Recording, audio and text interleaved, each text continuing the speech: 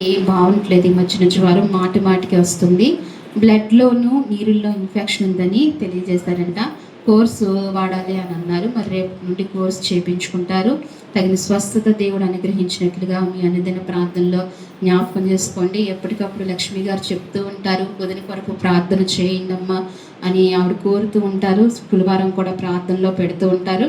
ఆ కుటుంబం కొరకు లక్ష్మి గారు ఎక్కువగా ప్రార్థన చేస్తుంటారు. ఎవరికి బాగోపోయినా సోదరి బాధ్యత తీసుకుని ప్రార్థన చేస్తూ ఉంటారు, చెప్తూ ఉంటారు. అందుకని మనం అందరం కూడా ప్రార్థన చేద్దాం. యశోదమ్మ గారికి మంచి ఆరోగ్యం దేవుడు అనుగ్రహించినట్లుగా ప్రార్థనలో జ్ఞాపకం చేసుకుందామండి. వాక్యంలో చూద్దాం. మరి కిందటి వారం వాక్యం జ్ఞాపకం ఉందని అనుకుంటున్నాను. కిందటి వారం వాక్యం జ్ఞాపకం ఉందండి. యవనస్తులు అని ఇంకా అందరూ యవనస్తులేనా? సౌభాగ్య అంటుంది యవనస్తులు అంటుంది. ఏంటి?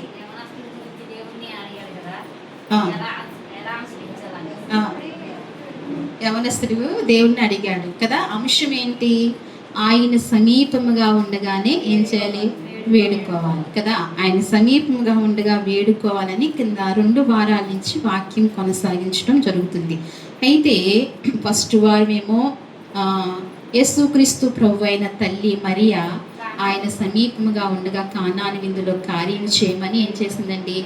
వేడుకుంటూ వచ్చింది. అలాగే 10 మంది కుష్ఠరోగులు ఆయన వెళ్తుండగా వేడుకుని వచ్చారు. అది ఫస్ట్ వారం మనం ధ్యానిస్తూ వచ్చాం. మరి 2వ వారము ఆయన సమీపముగా ఉండగా ఒక యవనస్తుడు నిత్య జీవం వెళ్ళటానికి ఏమి చేయాలి బోధకుడా అని అడిగినప్పుడు ఆ యవనస్తుడికి దేవుడు తెలియజేసినప్పుడు వ్యసన పడుతూ వెళ్ళాడని మనం చూస్తూ వచ్చాం. అలాగని మరి త్రోవ పక్కన ఉన్న గుడ్డివాడు ఏమన్నా పిలిచాడండి? దావీదు కుమారుడా నన్ను కరుణించుము అని చెప్పి పిలిచారు, సమీపముగా దేవుడు ఉండగా. ఇలా కొన్ని ధ్యానిస్తూ వచ్చాం. మరి ఈ వారం కూడా మనం కొన్ని మాటలు ధ్యానిద్దాం. లూకా రాసిన సువార్త దేవుని వాక్యం మీద మనసుంచుదామండి అందరం. లూకా రాసిన సువార్త 19వ అధ్యాయము 3వ వచనం చూడండి. యేసు ఎవరో అని చూడగోరును కానీ పొట్టివాడైనందున జనులు గుంపుగూడి ఉండుట వలన చూడలేకపోయిన. అప్పుడు యేసు ఆ త్రోవను రానేయుండెను గనుక అతడు ముందుగా పరిగెత్తి ఆయన చూచుటకు మేడి చెట్టు ఎక్కెను. చాలండి, చిన్న ప్రార్థన చేసుకుందాం. మహాపరిశుద్ధమైన ప్రేమగల తండ్రి, మహోన్నతుడానికి స్తోత్రాలు ప్రవ్వా. మొదటి ప్రార్థన నుండి ఇంతవరకు మీ ఆత్మ సహాయం మాకు అందిస్తూ వచ్చారు. మిగిలిన సమయాన్ని కూడా మీ దయగల హస్తాలకు అప్పగించుకుంటున్నాము. మీ ఆత్మ సహాయం మాకు దయచేయండి అయ్యా. చదవబడిన ఈ లేఖన భాగాన్ని విరిచి మాకు కొట్టించండి. నన్ను సంపూర్ణంగా నీ సిలువ చాట మరుగుపరచుకోండి. కొలతలేని ఆత్మతో మీరు నింపండి ప్రవ్వా.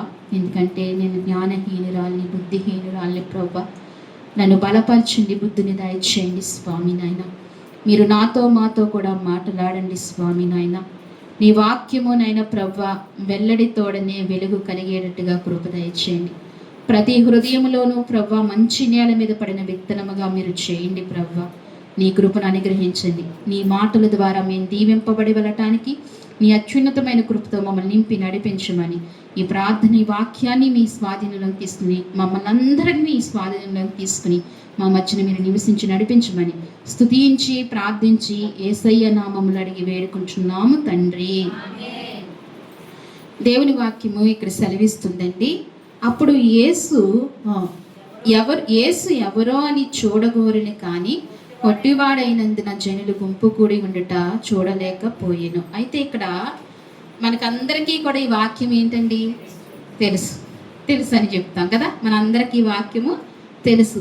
చాలా సుపరిచితమైన వాక్యం అని, లేకపోతే సండే స్కూల్లో కూడా చాలా వివరంగా చెప్తారని చిన్ననాటి నుండి విన్నామని కూడా తెలుసు.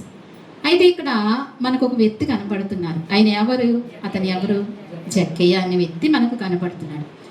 ఆయన కనబడుతూ ఇక్కడ యేసు ప్రభు వారు సమీపముగా ఉన్న సమయాల్లో జక్కయ్యకు ఒక ఆశ పుట్టింది కదండి. ఏం పుట్టింది? ఆశ పుట్టింది. ఏం ఆశ పుట్టిందంటే యేసు ఎవరో అని చూడగోరిన కానీ, ఏంటంటే యేసు ఎవరో అని చూడగోరిన కానీ ఆశ పుట్టింది. ఏమని? యేసయ్య ఎవరో అని చూడాలని జక్కేకు ఆశ పుట్టింది. మీరు ఏ ఆశతో వచ్చారు ఇక్కడకు? మీరు ఏ ఆశతో వచ్చారు? పాతిపాక్క దేవుడు కావాలని వచ్చింది, దేవుని మాటలు వినాలని తల్లి వచ్చారు. ఇంకా చెప్పాలి, మిగిలిన వాళ్ళు ఏ ఆశతోనే రాలేదా? దేవుని మాటలు వినాలని వచ్చారు. ఆయన వాక్యము హృదయంలో భద్రపరచుకోవాలని ఆశతో వచ్చారు. ఓకే, ఎంత మంచిది.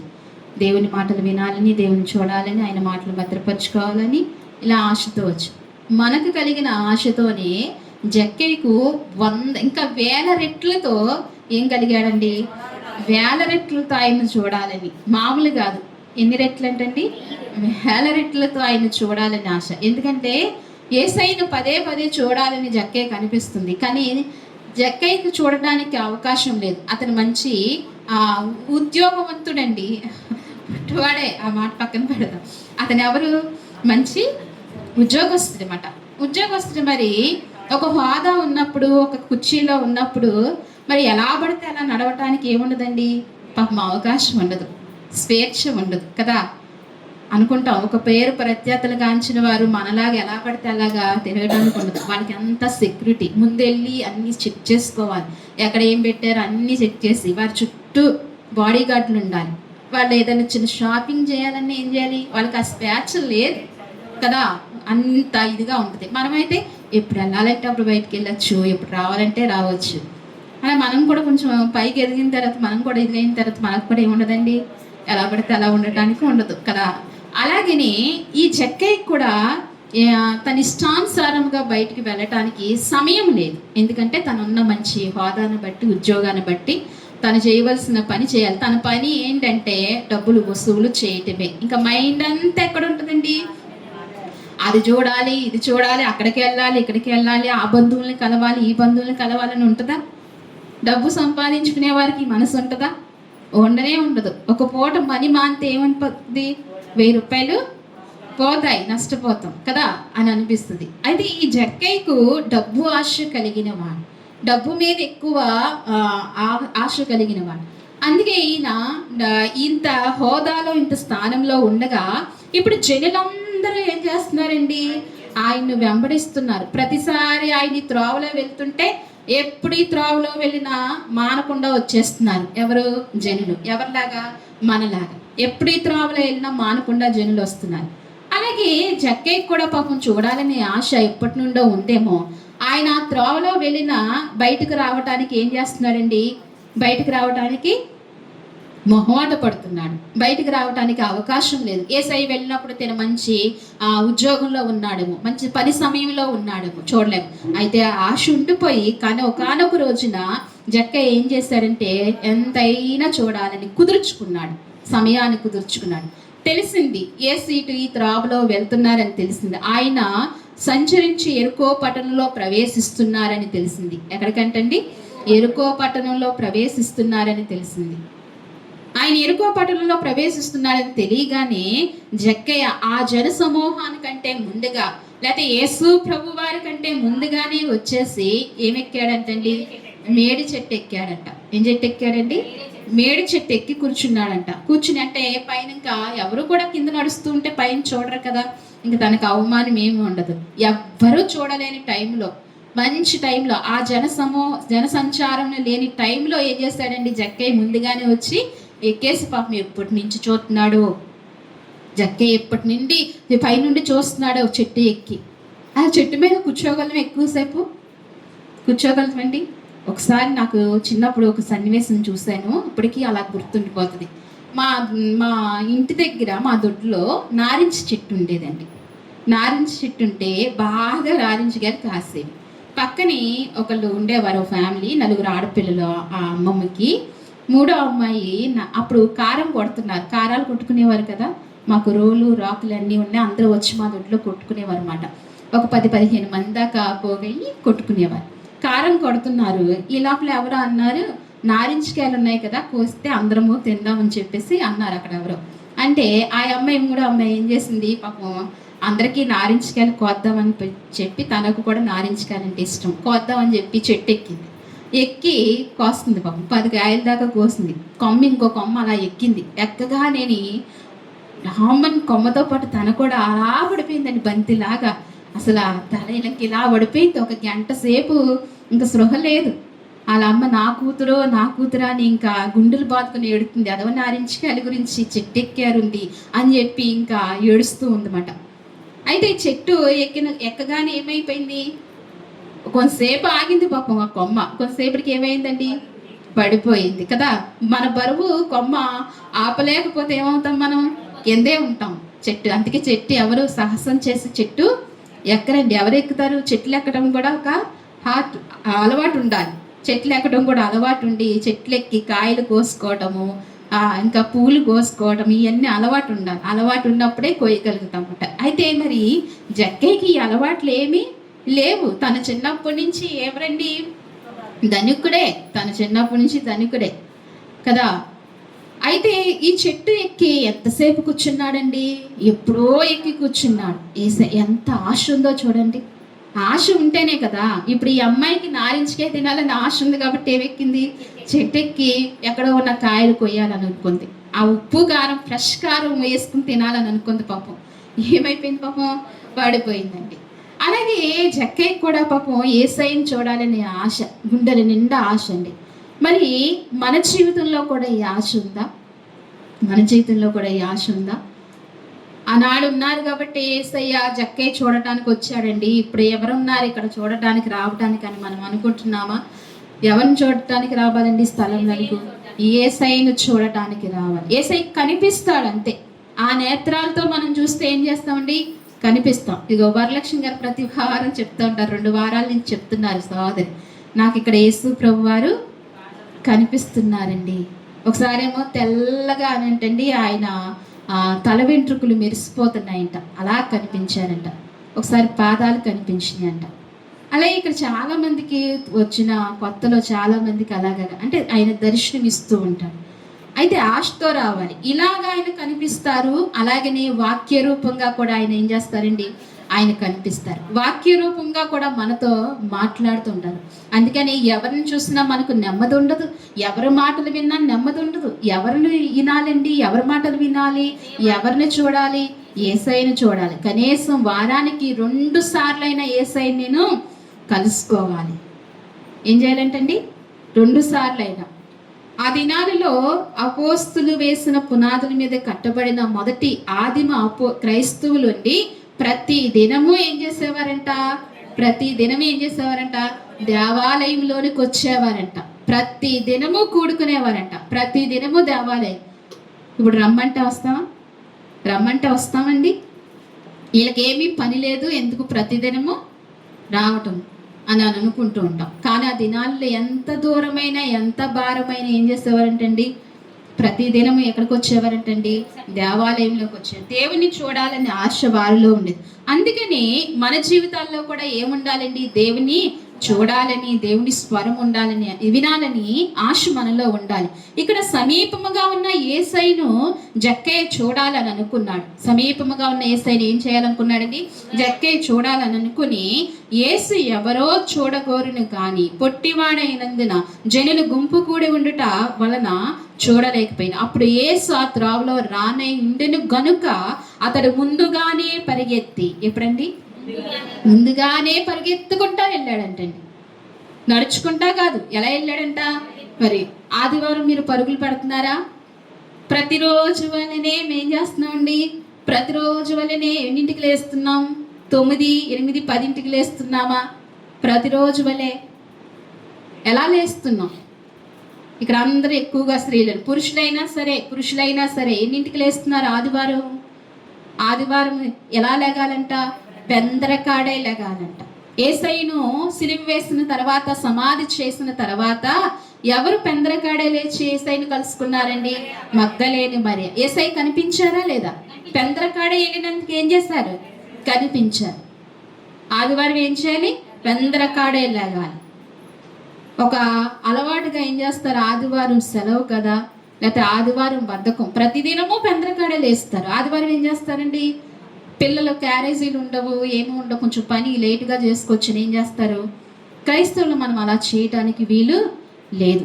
ప్రతిరోజు కంటే ముందుగానే, ఒక గంట ముందుగానే మనం లేగాలి. లేసి ఏం చేయాలి, కాసేపు ప్రభువుని ఆరాధించాలి, ప్రార్థన చేయాలి, ఆయన పాదాలు పట్టుకోవాలి. ఈరోజు నాతో మాట్లాడు ప్రభువా, ఈరోజు నువ్వు నాతో ఏం మాట్లాడతావు, నిన్ను చూడాలనుకుంటున్నానయ్యా, నీ మాట వినాలనుకుంటున్నానయ్యా. ఈ ఆశ మనం చనిపోయే వరకు కూడా ఉండాలండి. ఎప్పటి వరకు ఉండాలి, చనిపోయే వరకు ఉండాలి. ఈ ఆశ లేకపోతే ఎందుకండి ఈ క్రైస్తవ జీవితము, ఎందుకు ఈ క్రైస్తవ జీవితం? ఈ ఆశ ఉండాలి. నీకు ఎలాంటి శ్రమ వచ్చినా, ఎలాంటి కష్టం వచ్చినా, ఎలాంటి నష్టం వచ్చినా, నా ప్రభువుని నేను కలుసుకోవాలి. నా సన్నిధిలోనికి వెళ్ళే, ఎక్కడికి వెళ్ళి, నా సన్నిధిలోనికి వెళ్ళి, నేను పోషింపబడుతున్న సన్నిధిలోకి వెళ్ళి ఏం చేయాలి, కలుసుకోవాలి. అక్కడే నన్ను ప్రభువు కలుసుకుంటాడు. ఎక్కడ కలుసుకుంటాడు? నన్ను నాటిన స్థలములో, నన్ను పోషిస్తున్న స్థలములోనే నా ప్రభువు నన్ను కలుసుకుంటాడు. ఎక్కడ పడితే అక్కడ కలుసుకోవడానికి ఏమి కుదరదు, అది క్రమం కాదు. అది దేవుని సన్నిధే. అది ఎవరికి? మిగిలిన నాటిన వారికి, ఆ తోటలో నాటబడిన వారికి. ఏ తోటలో అయితే నువ్వు నాటబడతావో, ఎక్కడైతే నువ్వు రక్షింపబడ్డావో, ఎక్కడైతే నువ్వు పెంచబడుతున్నావో, ఎక్కడైతే పోషింపబడుతున్నావో, అక్కడ ఎవరిని చూడాలండి? ప్రభువుని చూడాలి, ప్రభువుతో మాట్లాడాలి, కలుసుకోవాలి, ఆయనతో సహవాసం చేయాలి. ఈ ఆశ ప్రతి ఒక్కరిలో కూడా ఉండాలి. ఈ ఆశ గుండెల నిండా ఉండాలి.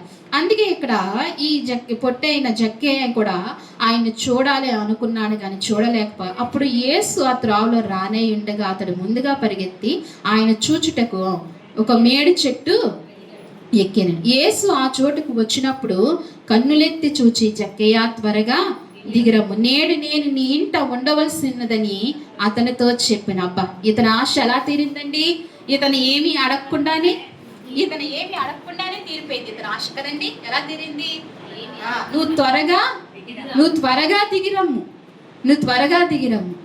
అసలు యేసు ప్రభు మాట్లాడతాడని అనుకున్నాడండి జక్కయ్య? అసలు పైకి చూస్తాడని అనుకున్నాడా? ఎవరు చూడరు కదా, యేసు ప్రభుని నేనే చూడాలని అనుకున్నాడు. ఏమనుకున్నాడని ముందు జక్కయ్య హృదయంలో ఆలోచన చూడండి, ఆశ చూడండి. నేనే ప్రభువుని చూడాలి, ప్రభువుని ఆయన చూడాలని అనుకోలేదు, నేనే ఆయన్ని చూడాలని అనుకున్నాడు జక్కయ్య. ఎంత గొప్ప ఆశ చూడండి. అందుకే చెట్టు ఎక్కాడు. యేసు ప్రభు చూడాలనుకుంటే ఏం చేస్తాడండి? ఇప్పుడు జనాల్ని పక్కకి వెళ్ళమంటే ఒక నిమిషంలో వెళ్తారు. ఎవరు? జక్కయ్య చెప్తే. ఎందుకని? అంతకుముందు వాళ్ళకి ఇచ్చున్నాడు కదా, బాబోయ్ ఇతనికి మాట వినకపోతే ఏమంటాడు? మళ్ళా మనకు ఎవడేమి, లేకపోతే మనల్ని ఇబ్బంది పడతాడు, పన్ను గట్టిగా కట్టించుకుంటాడేమో, ఏదైనా చేస్తాడేమో, శిక్షేస్తాడేమో. జనులు ఏం చేస్తారంటే అతను వస్తే త్రావిస్తారు, యేసయ్య దగ్గరకు ఈజీగా పంపిస్తారు. శిష్యులు కూడా అంతకుముందు ఆయన దగ్గర తీసుకున్న వ్యక్తులే యేసయ్య దగ్గరకు ముందుగానే పంపిస్తారు. కానీ యేసయ్య చూడాలనుకోలేదు జక్కయ్య. జక్కయ్యే యేసయ్యను చూడాలనుకున్నాడు. దేవునికి మహిమ కలుగునుగాక. యేసు చేత ప్రేమింపబడటం కన్నా యేసయ్యను ప్రేమించడం చాలా గొప్ప విషయం కదండి. యేసయ్యను ప్రేమించడం గొప్ప విషయం, అలాగే యేసయ్య చేత ప్రేమించబడటం ఇంకా గొప్ప విషయం. అబ్బా, ఇప్పుడు ఈ రెండు జరగాలంటే మొదట ఏముండాలండి? మొదట ఆశ ఉండాలి కదండి. ఏముండాలి? ఆయన చూడాలన్నా, ఆయన మనల్ని చూడాలని, ఈ రెండు జరగాలంటే మొదట ఏముండాలండి? ఆశ ఉండాలి. ఆశ ఉన్నప్పుడే, కోరిక ఉన్నప్పుడే, ఇష్టం ఉన్నప్పుడే, అది ప్రాణము అనుకున్నప్పుడే ఎంత దూరమైనా వెళ్తాము, ఏదైనా చేయగలుగుతాం, ఏమైనా చేయగలుగుతాం. దేవునికి మహిమ కలుగును. ఆశ లేకపోతే ఏమీ చేయలేమండి. ఆశ అనేది ఉండాలి. జక్కయ్యలో ఒక మంచి ఆశ ఉంది. నేను యేసు ప్రభువుని చూడాలని ఆశ జక్కయ్యలో ఉండగా ఆయన మేడి చెట్టు ఎక్కి ఏం చేస్తున్నాడండి? అప్పుడు యేసు ప్రభు చూస్తాడని కానీ, ఆయన పిలుస్తాడని కానీ జక్కయ్య ఏమాత్రం అనుకోలేదు. వెంటనే యేసు ప్రభు ఆ త్వావులోనికి వస్తున్నప్పుడు ఏం చేస్తున్నాడు? యేసు కన్నులెత్తి చూసి జక్కయ్యని చూసి, జక్కయ్య త్వరగా దిగయ్యా, త్వరగా రా, నిన్ను నేను హట్ చేసుకోవాలి, నేను దగ్గరకు తీసుకోవాలి, త్వరగా రా, నీకు నేను షేక్ అండ్ వాళ్ళు రా, త్వరగా రా. అంతేకాదు నేను నీ ఇంట ఉండవలసి వచ్చాను. బాబా, దేవునికి మహిమ కలుగు. ఎప్పుడైతే ఆయన సమీపముగా ఉండగానే మనం ఇలాంటి ఆశలు పడతామో దేవుడు గొప్ప మేలు. అంతకు ముందు ఇప్పుడు జక్కయ్య విషయంలో ఏదైనా కొదవ ఉందని కాదు, జక్కయ్యకండి ఏమి లేదంట, నెమ్మది లేదండి. హృదయంలో ఏమి లేదు, నెమ్మది లేదు. ఎంతో విస్తారమైన డబ్బు ప్రతిదినమూ చూస్తున్నాడు, ప్రతిదినము గౌరవించబడుతున్నాడు, ప్రతిదినము ఎన్నో మన్నలతో ఆయన జయజయలు పొందుకుంటున్నాడు. కానీ సాయంకాలం ఇంటికి వెళ్ళేటడికి ఏమి లేదు, అతనికి మనశ్శాంతి లేదు, నెమ్మది లేదు. తన చుట్టూ అనేక మంది బాడీ గార్డులు ఉన్నా సరే, ఎన్ని ఉన్నా సౌకర్యాలు ఎంత ఉన్నా నెమ్మది లేదు. కానీ ఎప్పుడు వచ్చిందంటే అతనికి నెమ్మది, యేసయ్యను ఆయన చూసినప్పుడు, యేసయ్యను ఆయన పిలిచినప్పుడు, ఆయన ఇంటికి వచ్చినప్పుడు జక్కయ్యకి ఏమొచ్చిందంట, నెమ్మది వచ్చిందంట. యేసయ్య ఇంట్లోకి వెళ్ళగానే అప్పుడు తన తప్పు తెలుసుకుని నేను ఇలా చేస్తాను ప్రభు అని తానుకు తానే అనుకుని నిర్ణయించుకుని ఎంత బాగా బ్రతికాడో కదండి. అప్పుడు నాటి నుండి జక్కయ్యలో ఏమొచ్చిందంట, నెమ్మది వచ్చింది, రక్షణ వచ్చింది కూడా. ఇంకా కొంచెం మనం ముందుకి ధ్యానిస్తే ఇక్కడ దేవుని వాక్యం సెలవిస్తుంది, అతడు త్వరగా దిగి సంతోషముతో ఆయన్ని చేర్చుకును. అందరూ అది చూచి ఈయన పాపి అయిన మనిషిని యొద్ద బస చేయి వెళ్ళినని చాలా సనుగుకొనిది. జక్కయ్య నిలవబడి, ఇదిగో ప్రవ్వా, నా ఆస్తిలో సగము పేదలకు ఇచ్చి. చాలండి, ఇంకొంచెం ఒకసారి పైకి చదువుతారా ఒకసారి అమ్మా. యేసు అత్రావులు వచ్చినన్ని కాడి నుంచి ఒకసారి చదవండి. అప్పుడు యేసు 4వ అధ్యాయం, 4వ అధ్యాయం. అప్పుడు యేసు ఆ త్రావును రానే ఇండెను గనుక ముందుగా పరిగెత్తి ఆయన చూచుటకు ఒక మేడి చెట్టు ఎక్కెను. యేసు ఆ చోటుకు వచ్చినప్పుడు కన్నులెత్తి చూచి, జక్కయ్య త్వరగా దిగుము, నేను నీ ఇంట ఉండవలసి వచ్చిందని అతనితో చెప్పిన. అతడు త్వరగా దిగి సంతోషముతో ఆయన చేర్చుకున్నాం. ఇది చాలండి. ఇక్కడ ఎలా చేర్చుకున్నాడంటే యేసయ్యను సంతోషంతో చేర్చుకుని. ఎలా చేర్చుకున్నాడండి, ఎలా చేర్చుకోవాలి యేసయ్యను, ఎలా చేర్చుకోవాలి, ఎక్కడ ఉండాలి సంతోషం, హృదయంలో మొక్కండి కదండి. ఎక్కడ ఉండాలి, హృదయంలో మొక్కండి. వాక్యం వింటున్న సేపు ఎలా ఉండాలి, సంతోషంగా వినాలి. ఎలా వినాలండి, సంతోషంగా అనాలి. ఒక్కొక్కసారి పాత వాక్యం ఎంత సంతోషంగా ఉంటుందో వాక్యం. ఎలా వినాలి, హృదయంలో సంతోషం ఉంది, నవ్వుతూ వినాలి. ఎలా వినాలి, పరిశుద్ధాత్ముడు కూడా ఆనందిస్తాడు. ఎలాగా, నా బిడ్డలు ఎందుకు ఇక్కడికి వచ్చి అసలు ఏదో పోగొట్టుకునే వారుగా కూర్చుంటారు, ఇక్కడ ఖాళీగా ఉంటుంది కదా, ఇక్కడ చక్కగాని ఉన్నప్పుడు మన మనసు ఎక్కడికెక్కడికో వెళ్ళిపోతుంది. ఎన్నో ఎందుకు బయట కూడా ఏమవుతున్నామండి, బాధలు పడుతున్నాము, ఆలోచిస్తున్నాము. మొఖాలు ఇక్కడ ఎలా ఉండాలి, వెలిగిపోవాలి. హృదయంలో ఆ సంతోషం ఉన్నప్పుడు ఏమవుతుందండి, ఎప్పుడైతే ఇక్కడ ఆ సంతోషాన్ని నింపుకుని వాక్యాన్ని అలా సంతోషంగా వింటూ వెళ్తామో వారమంతా మనం ఎలా ఉంటామండి, చెప్పనాశక్యము కాని సంతోషంతో నింపబడతాం. దేవుడు అది మనకు అనుగ్రహిస్తాం. అందుకే మనం ఏం చేయాలి, దేవుని వాక్యాన్ని ఎవరు చెప్తున్నారా అని కాదు, వాక్యము ఎవరు చెప్పగలుగుతారండి, ఎవరికి ఏం తెలుసు, ఎవరికి ఏం తెలియదు. నాకు అసలు ఏమీ తెలియదు, అసలు ఏమీ తెలియదు. అది మీరు ఒప్పుకోవాలి. మనం దేవుని సన్నిధిలో మనం చెప్పేది ఎవరు చెప్పినా దేవుని మాట కింద మనం దాన్ని తీసుకోవాలి కదండి. పాత్రను ఉపయోగించుకుంటాడు అంతే. మనం ఎన్ని పాత్రలు ఉపయోగించుకుంటలేదు, తెల్లారు లేస్తే ఎన్ని పాత్రలని వాడట్లేదు. మనకు వాడగల పాత్రలు ఉంటాయి కొన్ని. పాలు ఏ గిన్నెలో కాయాలో ఆ గిన్నెలోనే కాస్తాం. టీ ఎందులో పెట్టాలి, చారు పెట్టిన గిన్నెలో పాలు కాస్తామా, ఏమవుతుంది మీకు అందరికీ బాగా తెలుసు కదా, ఏమవుతుందండి, ఇరిగిపోతుంది. పెరుగు తోడు పెట్టిన గిన్నెలో పాలు కాయకూడదు కదా, పెరుగు వేరేగా. ఇలా ప్రత్యేకమైన పాత్రలు మనం ఉంచుతాం. పప్పుకొకటి, అన్నానికి ఒకటి, ప్రతిరోజు ఏం చేస్తాం, వాటిల్లోనే వండుతాం. ఒకవేళ వేరే వాటిలో వండామనుకోండి, తప్పు జారి ఎండ ఎక్కువగా ఉండి అన్నం చనిపోయిందని ఈ గిన్నె వల్ల ఏమైపోయింది, ఏమైపోయింది? వాతావరణం వల్ల అన్నం పాడైపోయింది అనుకో, ఏమవుతాం?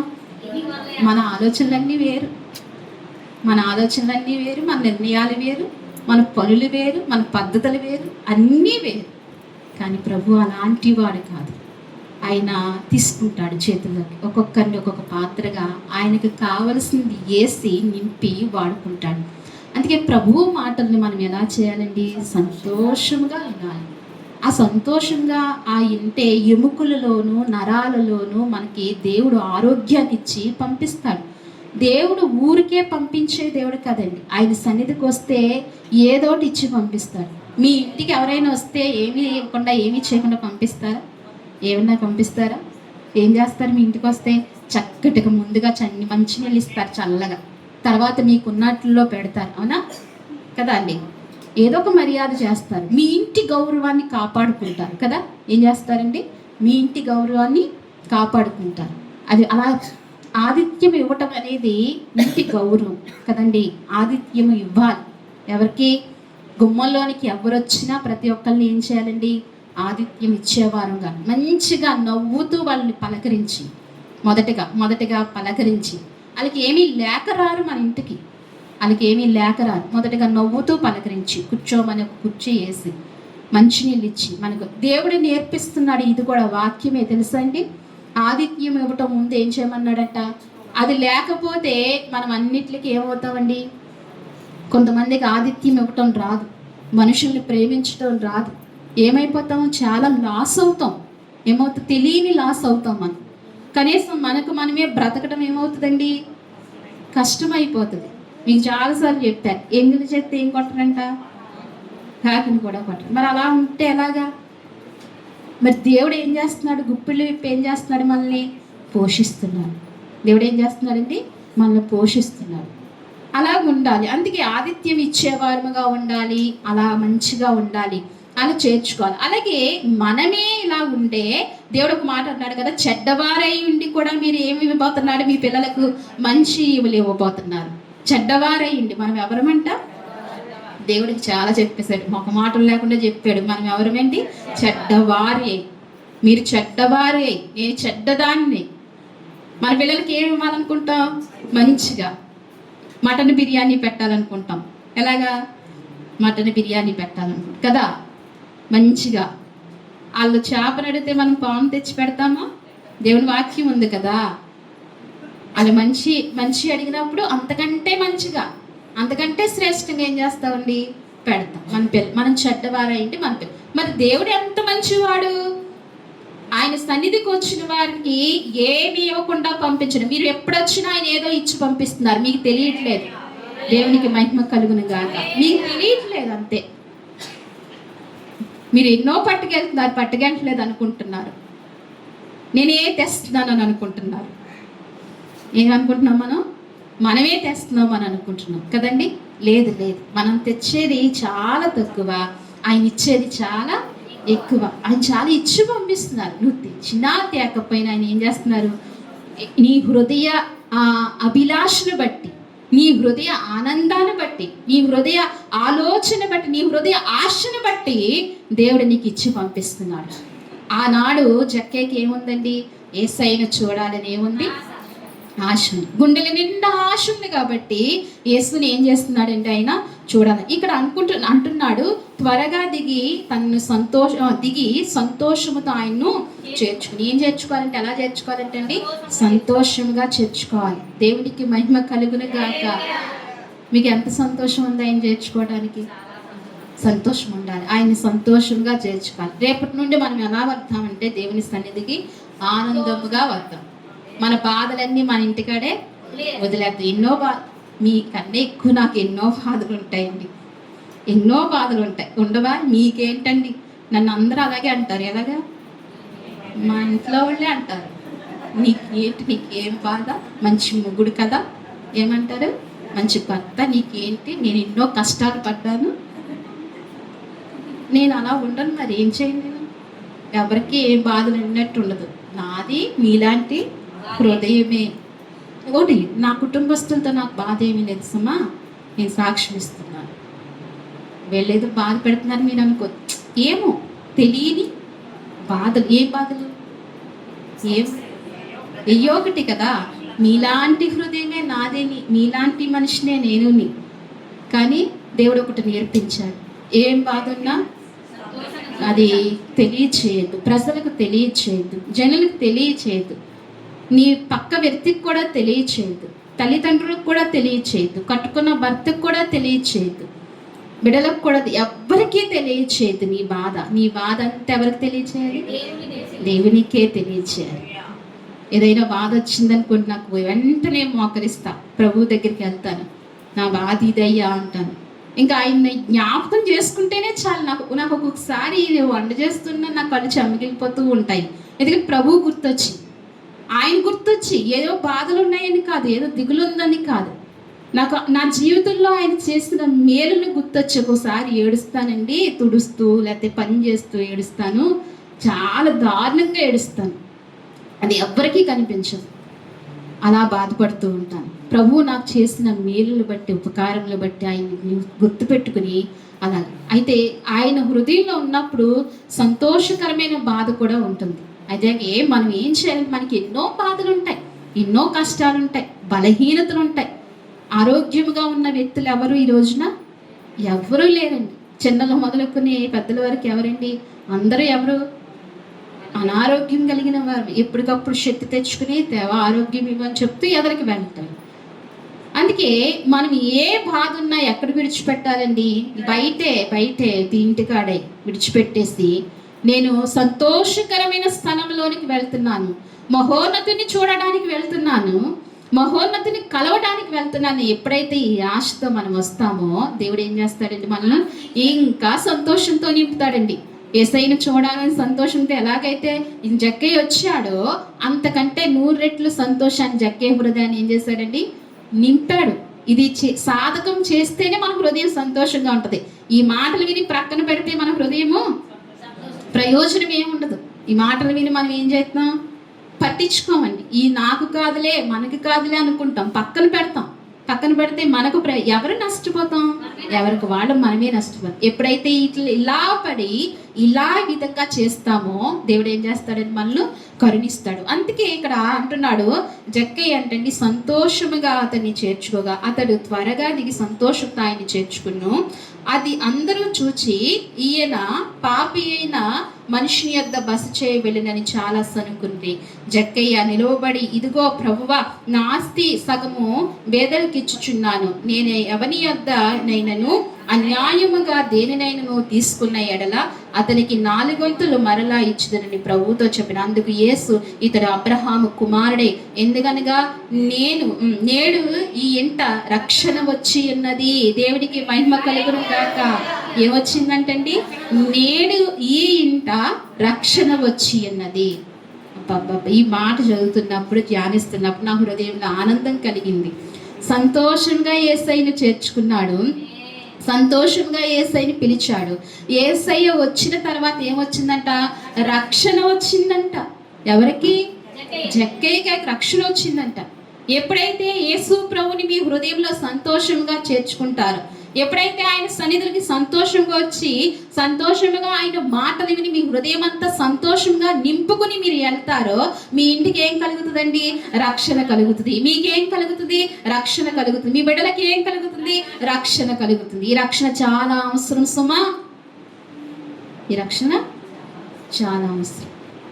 ఆయన ఇచ్చే రక్షణ లేకపోతే మనం ఏమైపోతామో తెలియదు కదండి. అందుకే ఆయన ఏమి ఇవ్వాలి? మనకు రక్షణ ఇవ్వాలి. ఆయన ఏం ఇవ్వాలి? మనకు రక్షణ ఇవ్వాలి. అంటే ఆయన రక్షణ ఇవ్వాలంటే మొదటగా మనం ఏం చేయాలి? ఆశపడాలి, సంతోషంగా ఏం చేయాలి? ఆయన్ని చేర్చుకోవాలి. అప్పుడే ఏం చేస్తాడు ఆయన? అప్పుడే ఏం చేస్తాడంటే రక్షణ ఇస్తాడు, మన హృదయానికి ఆనందం ఇస్తాడు. దేవుడు ఎంతగానో కృప. ఈయన ఎలా కోరుకున్నాడంటే, ఈ జక్కయ్య సమీపముగా ఉండగానే ఏం చేశాడండి? వేడుకున్నాడు. సమీపంగా ఉండగానే మనం ఏం చేయాలి? వేడుకోవాలి, సంతోషంగా ఆయన్ని చేర్చుకోవాలి, సంతోషంగా ఆయన్ను ఇచ్చేసుకోవాలి. అయితే ఇంకొక మాట కూడా మనం చూసుకుని ముగించుకుందాం. ఒక నిమిషం ఆలస్యమైన పర్వాలేదు, దేవుని వాక్యాన్ని విందాం. మార్కు సువార్త ఈ వారంతో ఆయన సమీపంగా ఉండాలని ఈ వాక్యాన్ని పూర్తి చేసుకుంటామండి. మార్కు సువార్త 4వ అధ్యాయము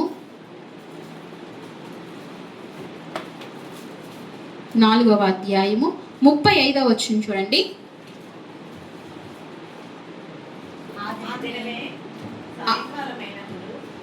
ఆ దినమే సాయంకాలమైనప్పుడు ఆయన అద్దరికి పోవుదుమని వారితో చెప్పగా వారు జనులను పంపివేసి ఆయన ఉన్న పాటున చిన్న దోణిలో తీసుకుని పోయిరి. ఆయన వెంబడి మరికొన్ని దోణిలు వచ్చును. అప్పుడు పెద్ద తుఫాను రేగి ఆయన ఉన్న దోణి మీదకి అలలు కొట్టినందున దోణి నిండిపోయేను. ఆయన దోణి అమరమున తలగడ మీద తలవాల్చుకుని నిద్రించుచుండెను. వారు ఆయనను లేపి, బోధకుడా, మేము నశించిపోవచ్చున్నాము, నీకు చింత లేదా అని ఆయనతో అనిరి. అందుకు ఆయన లేచి గాలిని గద్దించి నిశ్శబ్దమై ఊరుకుండమని సముద్రంతో చెప్పగా గాలి అణిగి మిక్కిలి నిమ్మలమాయను. చాలండి. ఇక్కడ చూడండి, దేవుని వాక్యం సెలవిస్తుంది, ఆ దినమున సాయంకాలం అయినప్పుడండి ఆయన అద్దరికి పోదమని వారితో చెప్పగా. ఎవరు ఆయన? యేసు ప్రభు శిష్యులకు చెప్తున్నాడు. సాయంకాలం అయిపోయింది, అక్కడ బోధ అయిపోయింది, అక్కడ జన సమూహంతో మాట్లాడేశారు. ఆయన జన సమూహం ఉండగా ఆయనకి ఏముండట్లేదండి? విశ్రాంతి ఉండట్లేదు. విశ్రాంతి ఉండట్లేదు. ఆయన కుదురు ఉంచట్లేదు పాపం. అందుకే ఆయన ఎలా వచ్చారండి భూలోకానికి? మనిషిని బలహీనతతోనే ఆయన ఈ లోకానికి. ఆయన కూడా ఏం చేయాలి? రెస్ట్ తీసుకోవాలి, నిద్రపోవాలి, ఆహారం తినాలి. ఆహారం తింటున్నాడని కొన్ని చోట్ల మనకు ఉంది. శిష్యుల్ని ఎక్కడికి పంపించారు? ఆహారం తేవడానికి పంపించారు. ఆయన ఆహారం తినేవారు, నిద్రపోయేవారు. మనం ఎలా చేస్తున్నామో అలా ఆయన చేసేవారు. చిన్నప్పుడు ఏమనుకునేదానంటే, బాగా ఉన్నవాళ్ళు కానీ ఏమైనా మనలాగా అన్నం తినరేమో, మనలాగా పడుకోరేమో, వాళ్ళ అన్ని అలవాట్లు వేరుగా ఉంటాయేమో అని నేను అనుకునేదాన్ని. తర్వాత తెలిసింది, ప్రతి మనిషిని ఏం చేయాలండి? తినాలి, పడుకోవాలి, అలాగే మనం చేసే పనులన్నీ వాళ్ళు చేస్తారు కదా. వాష్రూమ్కి వెళ్తారు, వాళ్ళు వెళ్ళరేమో అని అనుకునేదాన్ని. వాళ్ళు కూడా ఏం చేయాలి? వాష్రూమ్కి వెళ్తారు. అలాగే యేసు ప్రభు వారు కూడా మనలాగే ఏం చేసేవారండి? అన్ని పనులు చేసేవారు. పాపం ఆయన బోధించి అలసిపోయాక శిష్యులతో అంటారు, అద్దరికి వెళ్దామయ్యా అంటే వాళ్ళు ఏం చేస్తున్నారంటే, అక్కడ అందుబాటులో ఒక చిన్న దోణి ఉంది. ఏముందండి? యేసుకి ఏమి ఉండాలి? మనము యేసుకి ఏమై ఉండాలి? అందుబాటులో ఉండాలి. ఏమై ఉండాలండి? అందుబాటులో ఉండాలి. ఎక్కడో దూరంగా ఉంటే యేసై తీసుకుని వాడుకోరు. ఎక్కడుంటే వాడుకుంటారు? ఆయనకి అందుబాటులో, చెయ్యికి అందుబాటులో ఉంటే ఏం చేస్తారండి? గమ్ముని వాడుకుంటారు. ఆయన వాడుకోవాలనుకుంటే ఎక్కడన్నా వాడుకుంటాడు, కానీ ఆయన వాడుకోవాలంతే. ఏం చేయాలండి? ఆయన కానీ మనం ఎక్కడ ఉండాలి? ముందు ఆయన వాడుకుంటాడో వాడుకోవడో తర్వాత విషయం. ముందు మనం ఎక్కడ ఉండాలి? అందుబాటులో ఉండాలి. ఆయనకు అందుబాటులో ఉండాలి. అందుబాటులో ఉన్నప్పుడు ఆయన ఏం చేస్తారు? అందుకనే శిష్యులతో అన్నాడు, మనం అద్దరికి వెళ్దామయ్యా అన్నప్పుడు అక్కడ చిన్న దోణి ఉన్నప్పుడు ఆ దోణి ఎక్కారు. వారు జనులను పంపివేసి ఆయన ఉన్న పాటున చిన్న దోణిని తీసుకుని పోయి, ఉన్న పాటున జల్లును పంపగానే ఉన్న పాటను ఏం చేశారంట? దోణి ఎక్కించారంట. ఆయన చిన్న దోణి ఎక్కించి ఆయన తీసుకుని ఆయన వెంబడి మరికొన్ని దోణిలు వచ్చిను. ఒక దోణిలో చాలా మంది పట్టరు కదా శిష్యులు. ఆయనతో పాటు ఎంతమంది ఉండేవారండి? కొంతమంది శిష్యులు, కొంతమంది కొంచెం దగ్గరగా ఉన్న వాళ్ళు ఉండేవారు. అలాగే కొన్ని దోణులు కూడా ఆయనతో పాటు తీసుకుని వస్తే వెళ్తుంటే అప్పుడు పెద్ద తుఫాను రేగి ఆయన ఉన్న దోణి మీద అలలు కొట్టినందున దోణి నిండిపోయిను. ఆయనున్న దోణే, వేరే దోణులు అలల చేత అలా వెళ్తున్నాయి కానీ నీళ్లు వెళ్ళలేదు. కానీ ఆయన ఉన్న దోణులకి ఏమైపోయినాయి? నీళ్ళు వెళ్ళిపోయాయి. ఆయన ఉన్న దోణులు ఇంకెవరుంటారు? ఆయనతో ఎవరుంటారు చెప్పండి మీరు ఒకసారి. Very good. ఎవరుంటారు? పేతురు ఆయన వదిలి ఉండేవాడు కాదు. ఎవరిని? అంతే, ఒక్కొక్కళ్ళు వదిలి ఉండలేరు. అంతే, అది ఒక్కొక్కరికి ఒక్కొక్క బంధం. అది అంతే, ఆ బంధం వదిలి ఉండలేరు. వద్దనుకున్నా ఏం చేస్తారండి? ఇస్తారు, వదిలి ఉంటారు. అంతే, అది బంధం, దేవుడు ఇచ్చే బంధం అన్నమాట. వదిలి ఉండలేదు. పేతురు కూడా యేసు ప్రభువుని వదిలి ఇంకొక దోణి ఎక్కేవాడు కాదు. నేనే యేసు దోణి ఎక్కుతాను. యేసయ్య ఏ దోణి ఎక్కితే ఆ దోణి ఎక్కుతాను. పేతురు దగ్గరగా ఉండేవాడు. యోహాను దగ్గరగా ఉండేవాడు. యోహాను కన్నా ఎక్కువ కంగారు పడిపోయాడు. యేసు ప్రభు ఇప్పుడు యోహాను నా ధోని ఎక్కని యేసై అంటారు. కానీ పేతురు ఏంటి, నేనే ఎక్కుతానని చెప్పేవాడు. నాలా ఎక్కేవాడు, దగ్గరగా ఉండేవాడు అన్నమాట. అలా కొంతమంది శిష్యులు ఉండేవారు. అయితే వీళ్ళు అనుభవం కలిగిన వారు, దేవుడితో తిరిగిన వారు, ఇంతలా ఉండి కూడా ఆయన ధోని ఎక్కగా ఆయన ధోనిలో ఏమి ఉండిపోయినట్ట, నీళ్లతో నిండిపోయినట్ట. ఆయన ధోని అమరం మీద తలకాయ పెట్టుకుని ఆయన ఏం చేస్తున్నారండి, ఇలా తల వాల్చుకున్నారు. దేని మీద, ధోని అమరం మీద కొంచెం ఎత్తుగా ఉంటుంది కదా, ఆ అమరం మీద ఆయన తలకాయ పెట్టుకుని తల వాల్చుకుని పడుకున్నారు. ఇవన్నీ చూస్తున్నారు. ఆయన ఎప్పుడు పరిశోధిస్తూనే ఉంటారు. ఎవరు, నెమ్మదిగా ఉన్న వాళ్ళు ఏం చేస్తారండి, ఇతరులను పరిశోధిస్తూ ఉంటారు. మాట్లాడుతూ ఉన్నవాళ్ళు ఏం చేయరు, పరిశీలించరు, వాళ్ళు పరిశోధించుకోరు. యేసు ప్రభు వారు ఏం చేస్తున్నారు, ఇప్పుడు పేతురు పరిశోధించుకోడు, పేతురు ఏమీ అబ్జర్వేషన్ చేయడు, గమనించడు. యేసు ప్రభు ఏం చేస్తారండి, ఆయన నెమ్మదిగా ఉంటారు. అన్నీ ఆయన వినుకుల్లోనికి ఉంటూ ఉంటాయి, ఆయన గమనిస్తూ ఉంటాడు. ఇప్పుడు పేతురు ఇలా అందరూ అక్కడ ఉన్న వాళ్ళు ఆ ధోని నిండిపోయిందని, చేత నిండిపోయిందని వారు ఏమైపోతున్నారు, కంగారు పడిపోతున్నారు, కలవర పడిపోతున్నారు. అప్పుడు అంటున్నారు, మనం నశించిపోతున్నాం, ధోని నిండిపోయింది, నీళ్ళతో నిండిపోయింది, నీకు ఎంత ఏమంటున్నారండి, మనలాంటి వాళ్ళే ఏమన్నారు, నీకు చింత లేదా? మన బాధ ఏదో మనం పడాలి. ఏసైనా ఏమడుగుతాము, నేను ఇలా నలిగిపోతున్నాను, నీకు చింత లేదా, నీకు బాధ లేదా? కొన్ని ప్రార్థనలు ఎలా ఉంటాయి, హార్డ్గా ఉంటాయి. కొన్ని ప్రార్థనలు ఎలా ఉంటాయి, మృదువుగా ఉంటాయి. ఏసయ్యా నన్ను కరుణించయ్యా అని దీనంగా అడుగుతూ ఉంటాం. మరి దీనులం అయిపోతాం. ఆయన దగ్గరికి వచ్చి ఎలా అయిపోతాము, మరి దీనులం. అసలు మనం బయటికి వెళ్తే మనలాంటి గద్దర ఏంటంటారు, గట్టిగా మాట్లాడే వాళ్ళే ఉండరు. కానీ యేసయ్య దగ్గరికి వచ్చినడికి మరెంత దీనులం అయిపోతాం. తగ్గించుకునే సమయంలో మనం తగ్గించుకుంటాం. అయితే ఇక్కడ పేతురు కూడా అంటున్నాడు, ఏమంటున్నాడంటే అలా అంటున్నారు శిష్యులు. ఇక్కడ రాయబడి లేదు, పేతురు అడిగారో ఎవరు అడిగారో రాయబడలేదు. కానీ కొంతమంది శిష్యులు కంగారు పడుతుంటే ఆయన కంగారు లేదా, నీకు చింత లేదా అని యేసు ప్రభువుని అంటున్నారు. ఇక్కడ చూడండి ఒక మాట, మా 4:38 ఆయన ధోని అమరం మీద తలగడ మీద తల వాల్చుకుని నిద్రించుచుండెను. వారు ఆయన లేపి, బోధకుడా మేము నశించిపోచున్నాము, నీకు చింత లేదా అని ఆయన్ని అడిగిరి. అందుకు ఆయన లేచి గాలిని గద్దించి నిశ్శబ్దంగా ఊరుకుండమని సముద్రంతో చెప్పగా గాలి అణిగి మిక్కిలి నిమ్మలమాయెను. ఇప్పుడు వీళ్ళు అలా ప్రభువుని అడిగినప్పుడు ప్రభు ఏం చేశారంటే వెంటనే గాలిని సముద్రాన్ని ఏం చేశారంట, నిమ్మలపరిచారంట, గద్దించారంట. ఆయన రేగమని చెప్పింది ఆయనే, గద్దించమని చెప్తుంది, నిమ్మలమని చెప్పమంటుంది ఆయనే. నా జీవితంలో వచ్చే పోరాటాలు ఆయన ఇచ్చిన ఆజ్ఞలే. తర్వాత సర్దుకుని పరిస్థితి కూడా ఏం చేస్తాడండి, ఎప్పుడు సర్దుకోమని చెప్తాడు,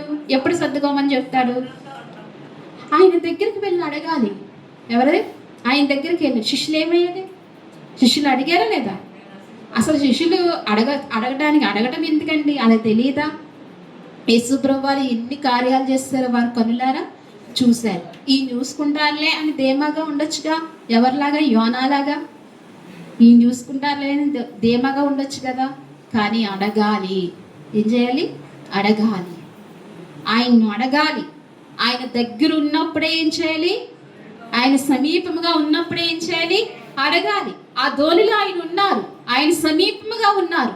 ఈ శిష్యుని వెంటనే ఆయన దగ్గరికి వెళ్ళి, బోధకుడా నశించిపోతున్నాము, నీకు చింత లేదా?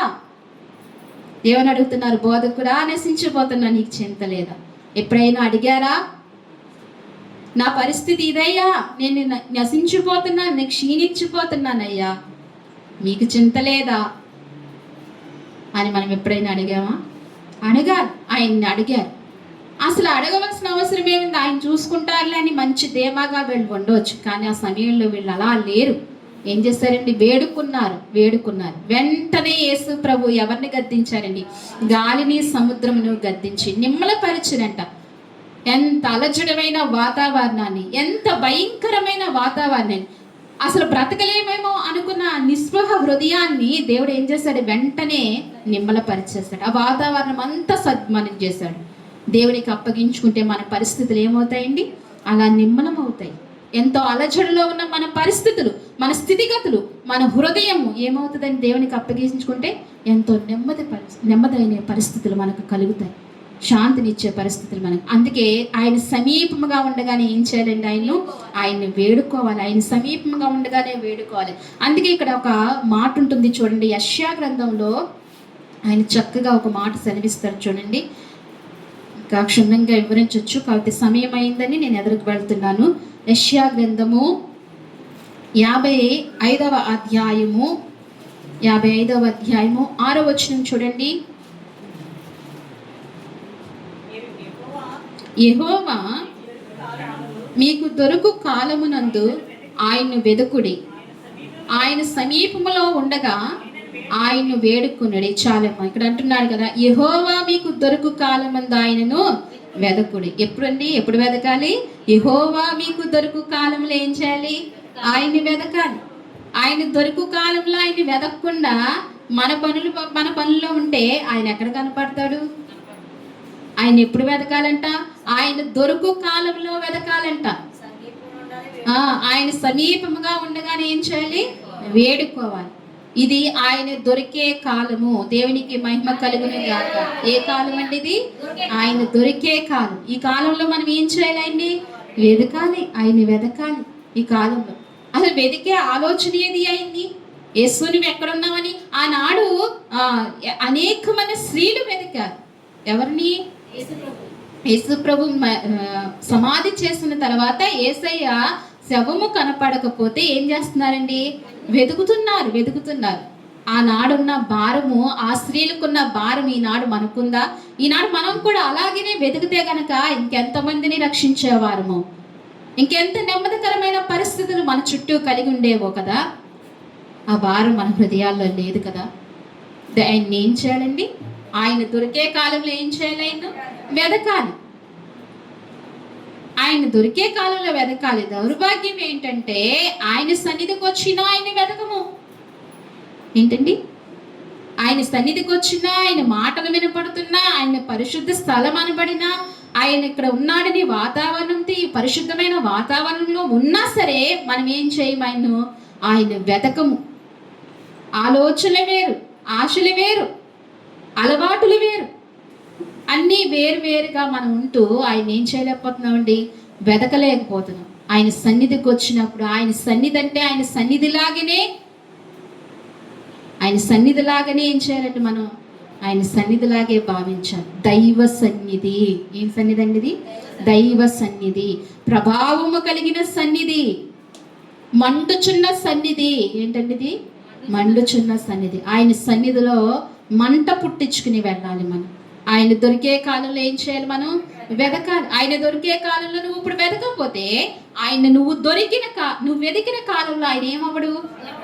దొరకడు. నువ్వు వెతికిన ఆయన ఏమవ్వడండి? దొరకడు. నువ్వు వెతికినా దొరకడు ఆయన. నువ్వు అప్పుడు వ్యర్థమవుతుంది కదా. నువ్వు వెతికినా దొరకడు. కానీ ఆయన దొరికే కాలం ఇది. ఆయన ఏం చేయాలండి? వెతకాలి. అందుకే అంటున్నాడు ఇక్కడ, ఆయన సమీపముగా ఉండగానే ఏం చేయాలమ్మా? వేడుకోవాలి. ఆయన సమీపంగా. ఆయన ఇప్పుడు ఎక్కడున్నాడు? మనకు సమీపముగా ఉన్నాడంట. ఆయన ఏం చేయాలి? వేడుకోవాలి. ఆ శిష్యులు వేడుకున్నారా లేదా? ఆయన సమీపంగా ఉన్నారు. ఈ గాలి చేత అధైర్యపడుతుంటే శిష్యులు ఏం చేశారు? ప్రభువు దగ్గరికి వచ్చి వేడుకున్నారు. మనం కూడా మనం ఎలాంటి గాలివానుల చేత కొట్టబడుతున్నా, అలా ఎలాంటి అలల చేత మనం నెట్టబడుతున్నా మనం ఏం చేయాలంటే ఆయన్ను వేడుకోవాలి. ఆయన సమీపముగా ఉండగా వేడుకుంటే ఆయన వెంటనే నెమ్మదిపరిచే దేవుడు, దొరికే దేవుడు, ఆయన సహాయం చేసే దేవుడు, ఆయన మామూలు దేవుడు కాదు, గొప్ప దేవుడు. ఆయన సమీపంగా ఉండగా వేడుకోవాలని దేవుని వాక్యం సెలవిస్తుంది. అందుకే ఎందుకు వేడుకోవాలంటే మత్తయి సువార్తలు అంటున్నాడు ఆయన్ని ఎక్కడ వేడుకోవాలి, ఆయన్ని ఎక్కడ వేడుకోవాలి, ఇప్పుడు ఎక్కడ వెతకాలి ఆయన్ని, మీకు అని సందేహం రావచ్చు. ఎక్కడ వెతకాలి, ఎక్కడ వేడుకోవాలంటే మత్తయి సువార్తలో 18వ అధ్యాయము 20వ వచనము చూడండి.